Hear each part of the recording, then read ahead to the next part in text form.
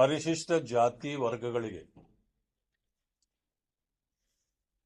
ಸಮಾಜ ಕಲ್ಯಾಣ ಇಲಾಖೆಯಲ್ಲಿ ಏನು ಸವಲತ್ತುಗಳು ಸಿಗಬೇಕಾಗಿತ್ತು, ಈ ವಿಚಾರಗಳಲ್ಲಿ ಅನೇಕ ನ್ಯೂನ್ಯತೆಗಳು ಇತ್ತೀಚೆಗೆ ಕಂಡು ಬರ್ತಾ ಇರತಕ್ಕಂಥದ್ದನ್ನು ತಾವು ಗಮನಿಸ್ತಾ ಇದ್ದೀರಿ.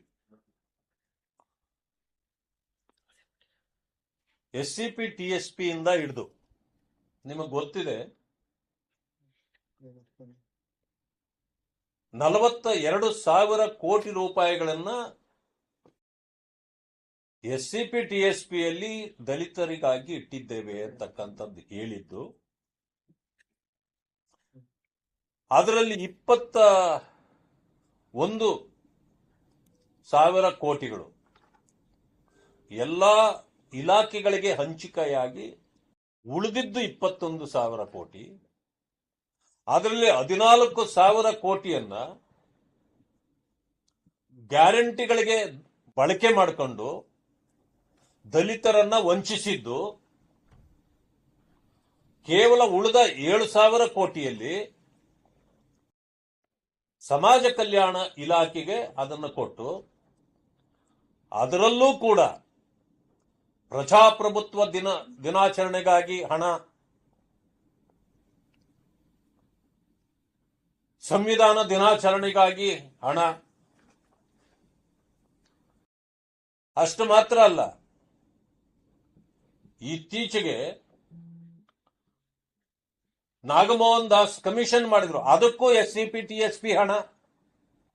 ಹೀಗೆ ದಲಿತರ ಹಣವನ್ನ ಬೇರೆ ಬೇರೆ ಕಾರಣಗಳಿಗೆ ದುರುಪಯೋಗ ಮಾಡಿ ಈ ಸರ್ಕಾರ ಪರಿಶಿಷ್ಟ ಜಾತಿ ವರ್ಗಗಳನ್ನು ಸಂಪೂರ್ಣವಾಗಿ ತುಳಿದಿದೆ, ವಂಚನೆ ಮಾಡಿದೆ, ಮೋಸ ಮಾಡಿದೆ.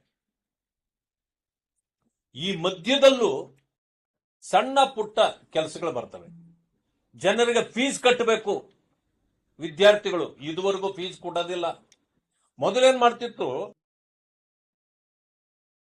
ಕಾಲೇಜಿಗೆ ಅಥವಾ ಶಾಲೆಗೆ ಸೇರಿದ ತಕ್ಷಣ ಏನು ಹಣ ಕೊಟ್ಟಬೇಕಾಗತ್ತೋ ಅದನ್ನ ಸರ್ಕಾರವೇ ಭರಿಸ್ತಿತ್ತು. ಈಗೇನು ಮಾಡಿದ್ರು, ಅದನ್ನ ತಿದ್ದುಪಡಿ ಮಾಡಿಬಿಟ್ರು. ಏನು ಅಂದ್ರೆ, ನೀವು 2 ಲಕ್ಷ ಫೀಸ್ ಕಟ್ಟಬೇಕಾಗಿದ್ರು, ಮೊದಲು ನೀವು ಕಟ್ಟಿಬಿಡಿ, ಅದಾದ್ಮೇಲೆ ರಿಯಂಬರ್ಸ್ ಮಾಡ್ತೀವಿ, ಈ ಪದ್ಧತಿಗೆ ಬಂದ್ರು. ಈಗೇನಾಗೋಯ್ತು ಅಂತಂದ್ರೆ, ಅವರಿಗೆ ತಿನ್ನಕ್ಕೆ ಉಣ್ಣಕ್ಕೆ ಇರಲ್ಲ, ಫೀಸ್ ಎಲ್ಲಿಂದ ಕಟ್ತಾರೆ?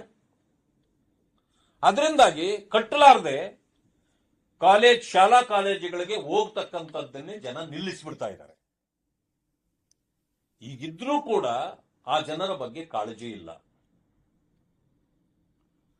ಈ ಹಣ ಕಟ್ಟಬೇಕಾಗಿದ್ದನ್ನು ಯಾವ ಈಸಿಯಾಗಿ ಅವರು ಶಾಲಾ ಕಾಲೇಜಿಗೆ ಹೋಗದೆ ಬಿಟ್ಬಿಟ್ರೆ ಇವರು ಕಟ್ಟುವಂತ ಪರಿಸ್ಥಿತಿನೇ ಬರೋದಿಲ್ಲ. ಅಂದ್ರೆ ಯಾವ್ಯಾವ ರೀತಿ ಈ ತಳ ಸಮುದಾಯಗಳನ್ನ ಕಾಂಗ್ರೆಸ್ ಸರ್ಕಾರ ವಂಚಿಸ್ತಾ ಇದೆ ಅಂತ ಈಗ ಬೆಳಕಿಗೆ ಬಂದಿರತಕ್ಕಂಥದ್ದು. ನಾನೇ ಪ್ರಶ್ನೆಗಳನ್ನ ಇದರಲ್ಲಿ ಕೇಳಿದ್ದೆ. ಈಗೇನ್ ಮಾಡಿದ್ದಾರೆ, ಈ ಕೋಚಿಂಗ್ ಎಲ್ಲ ಕೊಡ್ತಕ್ಕಂಥದ್ದು, ಕಾಲೇಜುಗಳಲ್ಲಿ ಅವರಿಗೆ ಕೋಚಿಂಗ್ ಕೊಟ್ಟು ಅವ್ರು ಯಾವ ಕಾರ್ಯ ಚಟುವಟಿಕೆಗಳಿಗೆ ಹೋಗ್ತಾರೆ ಅಂತದಕ್ಕೆ ಅವರನ್ನ ಪ್ರೇರೇಪಣೆ ಮಾಡ್ತಕ್ಕಂಥದ್ದು. ಅವರಿಗೆ ಕೆಲಸ ಸಿಗ್ಬೇಕಂತಂದ್ರೆ ಟ್ರೈನ್ ಅಪ್ ಆಗಿರ್ಬೇಕಲ್ಲ, ಆ ಕಾರಣಕ್ಕೆ ಅದಕ್ಕೇನ್ ಮಾಡಿದ್ದಾರೆ, ಈಗ ಅದಕ್ಕೆ ಇಂದಿರಾ ಗಾಂಧಿ ಹೆಸರಿಟ್ಬಿಟ್ಟಿದ್ದಾರೆ. ಏನದು ಇಂದಿರಾ ಗಾಂಧಿ ವೃತ್ತಿ. ಇಂದಿರಾ ಗಾಂಧಿ ಇದುವರೆಗೂ ಇರಲಿಲ್ಲ ಅಲ್ಲಿ. ಇಂದಿರಾ ಗಾಂಧಿನ ಸೃಷ್ಟಿ ಮಾಡಿ ಇಂದಿರಾ ಗಾಂಧಿ ವೃತ್ತಿ ಅಭಿವೃದ್ಧಿ ಕೇಂದ್ರ ಅಂತ ಹೇಳಿದ್ದಾರೆ. ಇಂದಿರಾ ಗಾಂಧಿಗೂ ನಮಗೆ ಸಂಬಂಧ? ಬಾಬು ಜಗಜೀವನ್ ರಾಮ್ ಸಂಶೋಧನಾ ಹಾಗೂ ತರಬೇತಿ ಕೇಂದ್ರ, ಅದು ಕರೆಕ್ಟ್ ಇದೆ. ಇಂದಿರಾ ಗಾಂಧಿ ಏನು ಹೆಸರಿನ ಇದ್ದಿದ್ದು ಡಾಕ್ಟರ್ ಬಾಬು ಜಗಜೀವನ್ ರಾಮ್ ಸಂಶೋಧನಾ ಹಾಗೂ ತರಬೇತಿ ಕೇಂದ್ರ. ಅದ್ರ ಮೇಲೆ ಅವ್ರ ತಲೆ ಮೇಲೆ ಈಗ ಇಂದಿರಾ ಗಾಂಧಿ ವೃತ್ತಿ ಅಭಿವೃದ್ಧಿ ಕೇಂದ್ರ ಅಂತ ಮಾಡಿಬಿಟ್ಟಿದ್ದಾರೆ. ಅದ್ರ ಮೇಲೆ ಈಗೆಲ್ಲ ಮಾಡಿ ಇದನ್ನ ಕಾಂಟ್ರಾಕ್ಟ್ ಕೊಡೋದು, ಯಾವುದೋ ಕಂಪನಿ ಟ್ರೈನಿಂಗ್ ಕೊಡೋರಿಗೆ ಕಾಂಟ್ರಾಕ್ಟ್ ಕೊಡೋದು. ಕಾಂಟ್ರಾಕ್ಟ್ ಕೊಟ್ಟಾಗ ನೋಡಿ ಇಲ್ಲಿ ಹೇಗಾಗಬೇಕು, ಯಾವ ಸಂಸ್ಥೆ ಈ ರೀತಿ ಟ್ರೈನಿಂಗ್ ಕೊಡೋದ್ರಲ್ಲಿ ನೈಪುಣ್ಯತೆಯನ್ನ ಹೊಂದಿರ್ತಾರೋ, ಹೆಚ್ಚು ಈ ಅಭ್ಯರ್ಥಿಗಳಿಗೆ ಅನುಕೂಲಕರವಾಗಿ ಇರ್ತದೋ ಅಂತ ಸಂಸ್ಥೆಯನ್ನ ನೇರವಾಗಿ ಅವರು ಆಯ್ಕೆ ಮಾಡಬೇಕು. ಅದನ್ನು ಬಿಟ್ಟು ಕಾಂಟ್ರಾಕ್ಟ್ ಇದೇಗೆ ಅಂತಂತಂದ್ರೆ ನಿರ್ಮಿತಿ ಕೇಂದ್ರ KRDಯಲ್ಲೂ ಇದೆ. ಈಗ ಹೆಂಗೆಂದ್ರೆ ದುಡ್ಡು ಹೊಡೆಯೋದು ದಲಿತರಿಗೆ 2 ಕೋಟಿವರೆಗೆ ಕಾಂಟ್ರಾಕ್ಟ್ ಅಲ್ಲಿ ನಾವು ಇದನ್ನ ಅವ್ರಿಗೆ ಕೊಡ್ತೇವೆ.